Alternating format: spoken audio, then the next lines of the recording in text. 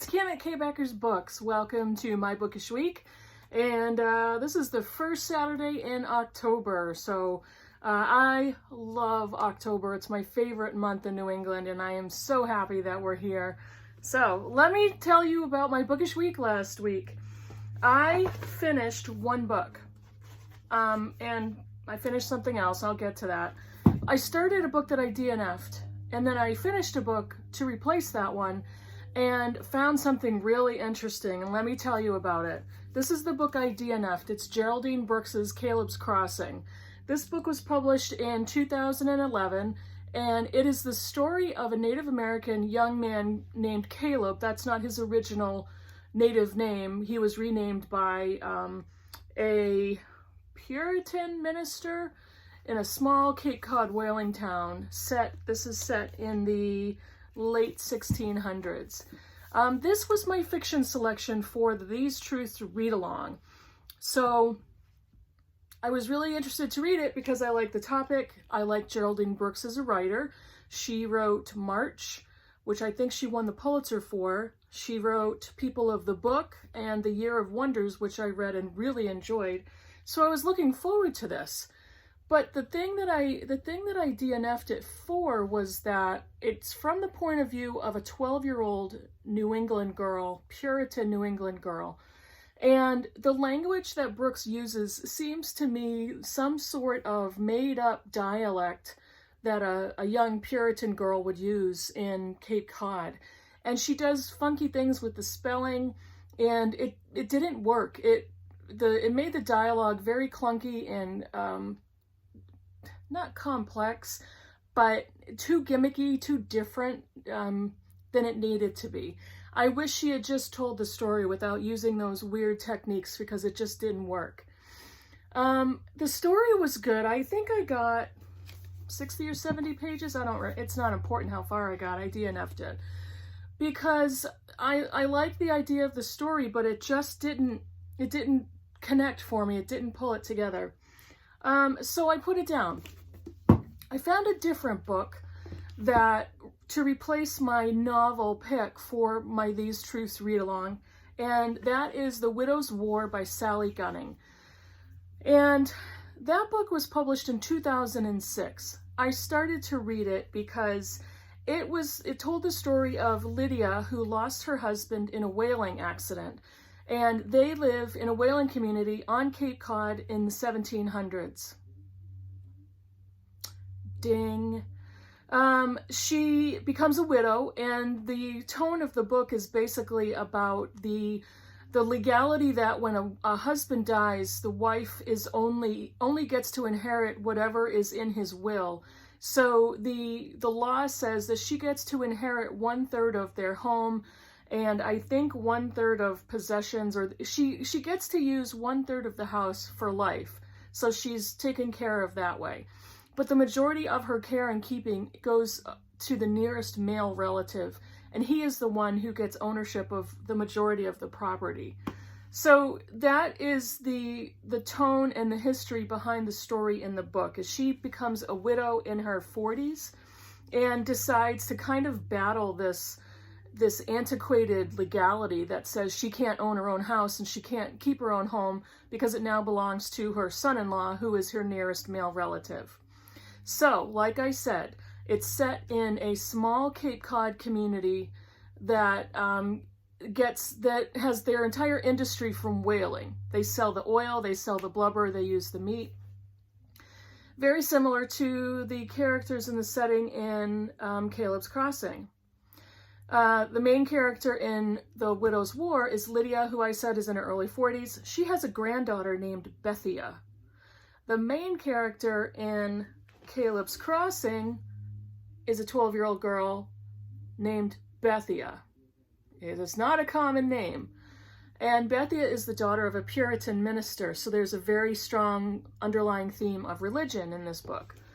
In The Widow's War, she is part of a small whaling community in Cape Cod, and there is a very strong Puritan church presence in the town who basically monitors her life, her comings and goings, and they come and talk to her about whether her behavior is acceptable or unacceptable.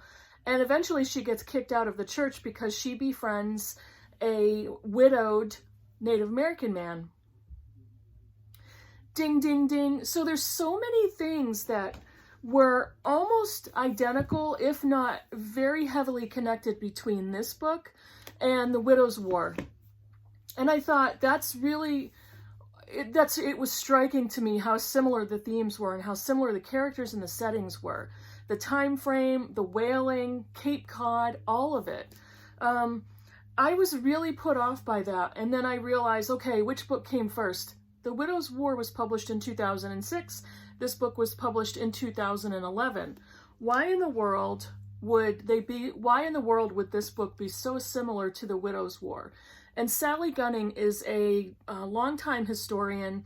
She's got several novels out about different periods in the early American time frame. Geraldine Brooks writes all different kinds of historical novels with different settings and stuff like that. And she's a Pulitzer Prize winning author. Why would she write a book that was so similar to The Widow's War?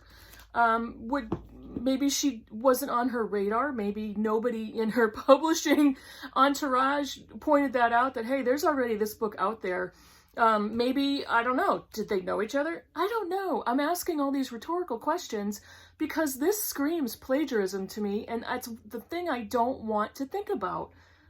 How do novels get published like that are too similar? And is there really plagiarism that happens at that level of publishing? Most likely, because I've known of other books that have gone through different scandals for plagiarized material. But this one hit me so hard, and I was really put off by it. I'm glad I DNF'd Caleb's Crossing. It was not written the way I enjoyed. I did finish The Widow's War, and I gave it 3 stars. I would actually bump it down to 2.5. The ending was incredibly disappointing. She created this narrative that I really enjoyed reading, and there were, I liked her writing. It wasn't, fantastic, but it was very good writing.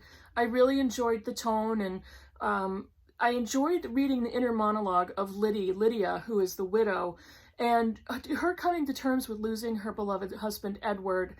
And they had a very strong, healthy, somewhat egalitarian relationship, even as much as they could in the 1700s in Cape Cod, New England. But I really enjoyed reading her thoughts and her background and her relationship and how she processed her husband's death. She nurses the next door neighbor, who is a Native American woman, and it is her husband. They're all neighbors. Eventually, Rebecca, the wife, dies, and that happens early in the book. And so Lydia and Sam Cowett is the name of the Native American man, become friendly because they're neighbors, and they support each other, and there's some more plot developments from there. So that was really interesting too. I loved reading about the interaction of Lydia with her family. She has a daughter, and her daughter's husband is the man that is in charge of her whole life at this point. And there's somewhat of a misunderstanding, mystery towards the end of the book. That was really interesting. By the time the book ended. It was completely abrupt. Like, wait a minute, there was nothing. There was one statement about Lydia and her future going forward and how she felt about that, and then that was it. That there was no more ending. And the author comes up with an author's note talking about the history and the setting of that time period. Wasn't enough. There was nothing. It dropped off it dropped off like a 90-degree cliff face. The ending was gone, and I was so disappointed in that. So it was a decent read, 2.5. I would have given it a higher rating, more like a 3.5, had the ending been different. So, oh well. Now, that's the only full book I finished, but I have read, along with the These Truths read-along, I finished the Declaration of Independence, and I am now kind of halfway through reading the Constitution of the United States. In this little penguin civic, it's called a civic classic, and there's several volumes in these books. Really interesting reading considering the state of our government in the United States. And here's the one sentence I'm going to devote to that topic. President Trump has COVID-19 as well as his wife and several members of his upper leadership.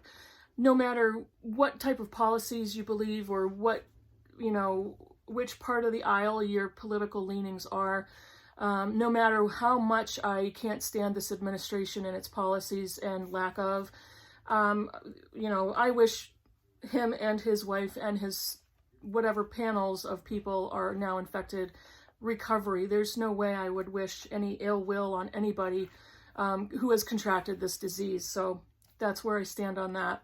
But it's really educational reading. It's really super interesting. There's commentary in here by the editor, who is Richard Beeman, and he pretty much goes through each of the articles of the Constitutions. I haven't gotten to the amendments yet, and he pretty much gives a brief explanation of why they were written. The Declaration of Independence was really interesting because that was almost like a spew letter to the country of Great Britain and King George from Thomas Jefferson. But the Constitution is how the American government is going to be made up. So really interesting stuff. I have a teeny tiny bit of the first quarter of these truths to still finish. And I'm going to be hopefully finishing the Federalist Papers as well, written by Alexander Hamilton, James Madison, and John Jay. Federalist, anti-federalist, government, non-government, whatever. So that'll be interesting as well. I'm still currently reading Queen of the South by Arturo, I always have to look at his name, Arturo Perez Reverte, for the Critical Chicks book group. I'm going to pick that up this weekend and do some pretty heavy-duty reading. I have no plans. So, what am I going to be reading in October, you ask? I do have a light TBR that I hope to add to. I am going to try to fit this in. It's Love by Toni Morrison. I'm I think a month behind on the Toni Morrison 2020 that was hosted by Hannah's Book, so I really would love to get to Love by Toni Morrison. It's short. It's about 200. Yeah, it's about 200 pages. I think I could do it. For the Barter Horde's Backlist Book Club, I'm going to read Possession by A.S. Byatt. Possession was published in, I do this, you guys. This was published in 1990, so this is a 30-year-old novel. I've tried to read this before with the book club Critical Chicks and never finished it. So I'm really interested to read this one. This is the winner of England's Booker Prize and the literary sensation of the year. Possession is an exhilarating novel of wit and romance, at once an intellectual mystery and a triumphant love story. It's kind of a story within a story, or a book within a book type of a novel. It is the tale of a pair of young scholars researching the lives of two Victorian poets as they uncover their letters, journals, and poems and track their movements from London to Yorkshire, from spiritualist seances to the fairy-haunted far west of Brittany. What emerges is an extraordinary counterpoint of passions and ideas. Completely applies to Victober, talking about Victorian poets. And Alba from Seriella and I are starting a buddy read for Victober, but we're going to read this chunker of a book probably through November. We're going to read Daniel Deronda by George Eliot.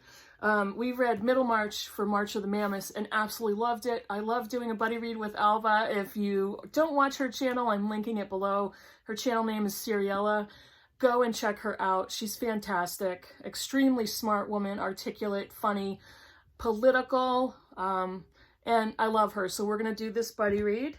And as I said in my video I posted yesterday, A Couple of Books series, I'm going to start Jane Eyre this month as well for Victober, and for my Couple of Books book series, reading series, I'm going to be reading Jane Eyre, and then after this I'm going to be reading Jean Rhys's Wide Sargasso Sea, and hopefully a collection of short stories by Tracy Chevalier called Reader, I Married Him. And this series is, again, very quickly, I'm going to be reading a book, and I'm going to be reading two books, a pair or a couple of books, maybe three. In this first time, it might be three. I'm going to be reading a book and then a book that maybe retells that classic story or is a supporting novel to that or is a continuation. Could be a book, could be books by the same author. Could be a first and a second book of an author's work, whatever. It's a couple of books, and I'm going to be doing a team-up reading project. So I want to read Jane Eyre in October because I've never read it, and it seems like a good place to start. That is it, I think. I hope to get some more books fit into October. I don't know if I'll be able to because these are pretty chunky ones. If I don't, that's fine. These are great books, and this is the first time that I can remember that I've had much of a TBR, but I actually like it. I wanted to really quickly show you something, and I posted a picture on Instagram last night. I just got a small order from Thrift Books. Thriftbooks.com is an online used book seller. They are a distributor, so they pull together many different used book sellers, and they have the listings online, multiple listings for the same book, all kinds of conditions. I ordered 2 books from them in very good condition, and both books were like $4.69 or something like that. I paid $1 for shipping. If you make an order of $10 or more, it's free shipping. So I ordered a novel that was published in 2016. This is Lydia Millet's Sweet Lamb of Heaven. She just came out with a book, The Children's Bible, which I also want to read, but I picked this one up, and it was in very good condition. It is a former library book, so it still has the Mylar cover. It has the stamps on it. Has the stickers. I haven't taken off the Thrift Book sticker yet. Those are pretty easy to take off. But this book is in brand new condition. It doesn't look like it's ever been read. All I have to do, if I choose to, is take off the cover. I usually leave them on because I kind of like that. But it's brand new. It's almost unbroken. The spine, the edging, the pages on the edges are super clean. I was so happy to get that. And then I also ordered a modern library version of Oliver Twist by Charles Dickens because I kind of want to go through Dickens' work. Again, almost brand new. The pages are super clean. It looks like a brand new book. I love the modern library classics. And I was so happy with this shipment because of the condition of these books. And I've had great luck with Thrift Books over the years. I am not sponsored. Thrift Books, if you're watching, I would love to be. Hint, hint. So that's it for my Bookish Week last week, everybody. Write me a comment down below. Thank you for watching. If you haven't subscribed and you move to, please do. I would love that. Thank you very much. And I will see you in the next video. Bye, everybody.